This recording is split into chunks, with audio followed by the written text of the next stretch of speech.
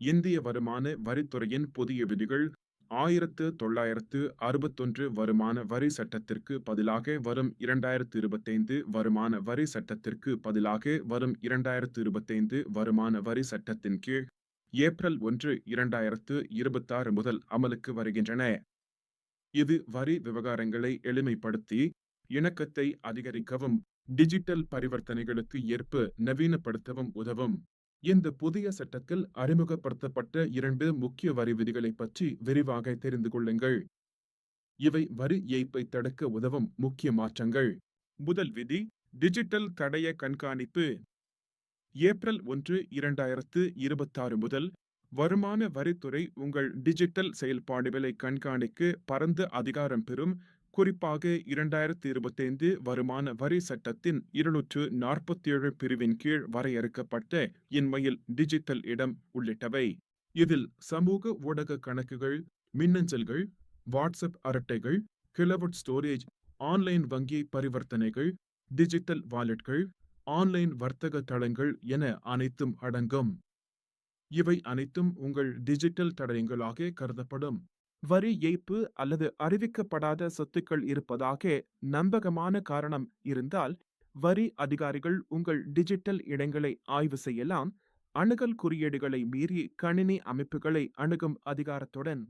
Digital தடய கண்காணிப்பு என்பது உங்கள் ஆன்லைன் வாழ்க்கை முறை மற்றும் அறிவிக்கப்படாத வருமானத்திற்கு இடையே உள்ள வேறுபாடுகளை கண்டறிவதாகும்.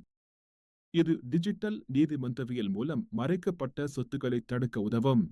எடுத்துக்காட்டாக, உங்கள் சமூக ஊடகங்களில் ஆடம்பரமான வாழ்க்கை முறை, வெளிநாட்டு பயணங்கள் அல்லது விலையுயர்ந்த பொருட்களை காண்பித்து வைத்து குறைந்த வருமானத்தை காட்டினால் அது விசாரணைக்கு வழிவகுக்கும்.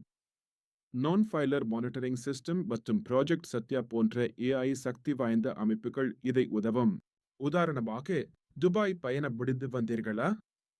ஆடம்பர கிளப் செலவுகள், விலையுயர்ந்த உணவகங்கள் மற்றும் பிற ஆடம்பர செலவுகளுக்கான வரிகளை எதிர்பார்க்கலாம், ஏனெனில் அவை உங்கள் அறிவிக்கப்பட்ட வருமானத்துடன் பொருந்தாது.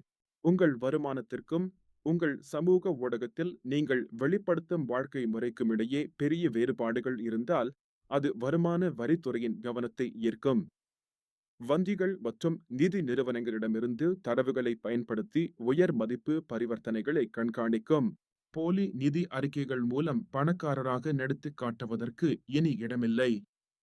உங்கள் டிஜிட்டல் செயல்பாடுகள் உண்மையான நிதி நிலையை வெளிப்படுத்தும். இரண்டாவது விதி, போலி பில்களுக்கு இடமில்லை. இனி போலி பில்கள் அல்லது காகித பிழைகள் ஏற்றுக்கொள்ளப்படாது, ஏனெனில் புதிய வரி தாக்கல் செயல்முறை ஆவண ஆதாரங்களை கட்டாயமாக்குகிறது. வருமான வரித்துறை தற்போது டிஜிட்டல் முறையில் அனைத்தையும் கண்காணித்து வருகிறது. ஆனுவல் இன்ஃபர்மேஷன் ஸ்டேட்மெண்ட் மூலம் தாங்களை சரிபார்த்து, வரி ஏய்ப்பை தடுக்கவும் நிதி மோசடிகளை கட்டுப்படுத்தவும் இந்த புதிய விதி கடுமையாக்கப்பட்டுள்ளது. தவறான கோரிக்கைகளை தானியங்கி சரிபார்ப்பு மூலம் நீக்கும். வருமான வரித்துறை உங்கள் செலவுகள், முதலீடுகள் மற்றும் பலருக்கான ஒவ்வொரு ஆவணத்தையும் சரிபார்க்கும்.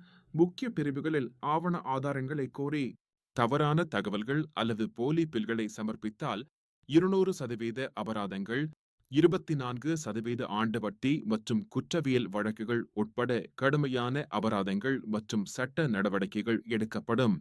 எனவே, இந்திய வரி செலுத்துவோர் மற்றும் பொதுமக்கள் உங்கள் நிதி மற்றும் வாழ்க்கை முறைகளில் முழுமையான வெளிப்படைத்தன்மையுடன் செயல்பட அறிவுறுத்தப்படுகிறது. இது சட்டப்படி நம்பகமான காரணம் இருக்கும் போது மட்டுமே அமலாக்கப்படும். டிஜிட்டல் கண்காணிப்பு இப்போது வருமான வரித்துறையின் ஒரு முக்கிய பகுதியாக மாறியுள்ளது. சமூக ஊடகங்கள், கிளவுட் ஸ்டோரேஜ் மற்றும் நிதி பரிவர்த்தனைகளை உள்ளடக்கியது. உங்கள் வருமான வரி அறிக்கையை சரியான முறையில் தாக்கல் செய்து அனைத்து டிஜிட்டல் பரிவர்த்தனைகளிலும் வெளிப்படைத்தன்மையை உறுதி செய்யுங்கள். செலவுகள் மற்றும் முதலீடுகளுக்கான சரியான பதிவுகளை பராமரிக்கவும். இணக்கமாக இருங்கள், பாதுகாப்பாக இருங்கள். புதிய வரி ஆண்டு டாக்ஸ் இயர் என்று அழைக்கப்படும் முந்தைய ஆண்டு மற்றும் மதிப்பீட்டு ஆண்டு சொற்களை எளிமைப்படுத்தும்.